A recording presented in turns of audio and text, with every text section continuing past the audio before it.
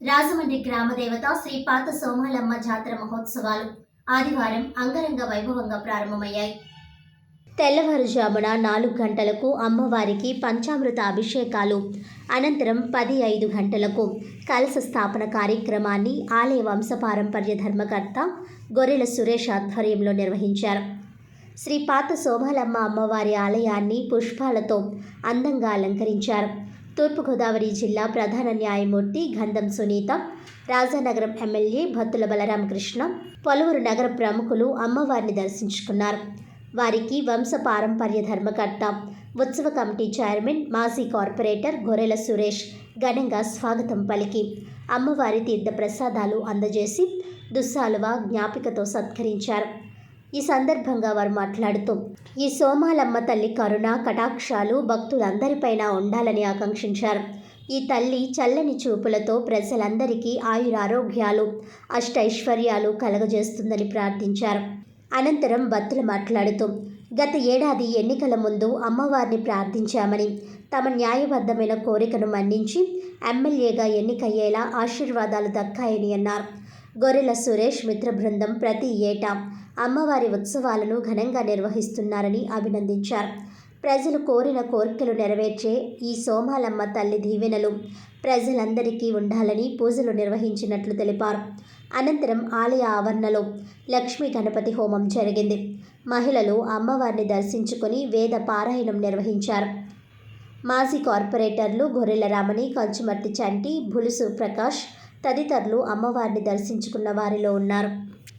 ప్రవర్తమానస్య అద్య బ్రహ్మణః త్యాః దేవదేవ్యాః గణితానేకదివ్యావతారాయాః ఆదిమఖ్యాకారకాయాః శ్రీ మహాకాళీ మహాలమ్మ పరదేవత ప్రీత్యర్థం లోక కళ్యాణార్థం సూర్యకుమార నామధేయస్య శ్రీ తత్వాయామి బ్రహ్మణ వందమానస్య యజమానో హవిర్భే హేరమానో వరుణేః బోధ్యోదకం సమానాయ ఓం అస్మిన్ హరిసముద్యతాస్మిన్ కలశేషు వరుణదేవతా సహిత మహాకాళీ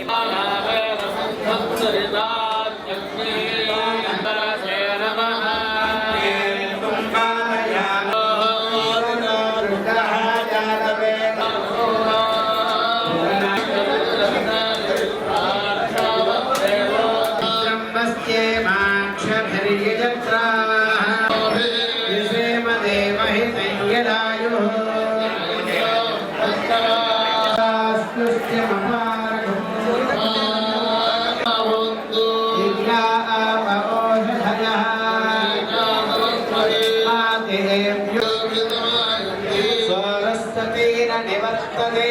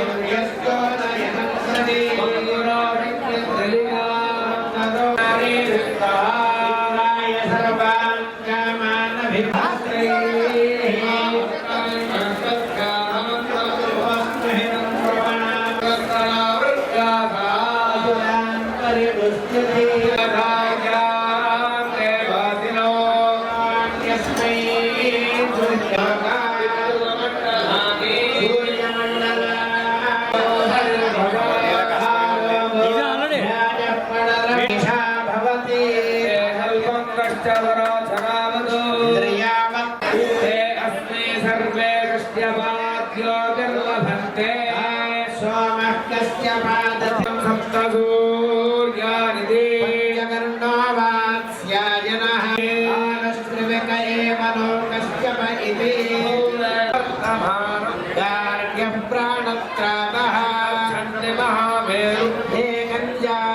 రుద్రాయ పటరపదంతాని హరే అన్నో రుద్రాయదే సూర్యమండలాస్య వర్ణస్యాగ్నేయా ప్రాద్యామా పృథివ్యా విధృతే భూమి దేవత్ససిధే నమతే భూతం సోయవసిని మనుషే విహస్కే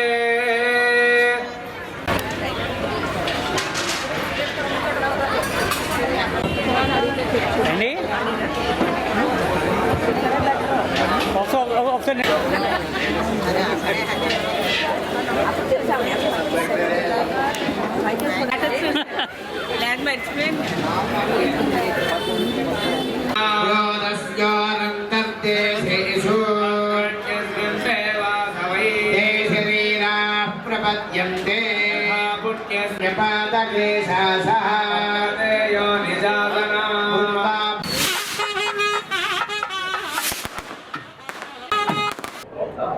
ఈ యొక్క రాజమహేంద్రవరం నగరానికి గ్రామ దేవత అయినటువంటి శ్రీ సోమాలమ్మ అమ్మవారి జాతర అంగరంగ వైభవంగా అనువంశిక ధర్మకర్త అయినటువంటి గొర్రెల సురేష్ గారి ఆధ్వర్యంలో జరుగుతుంది.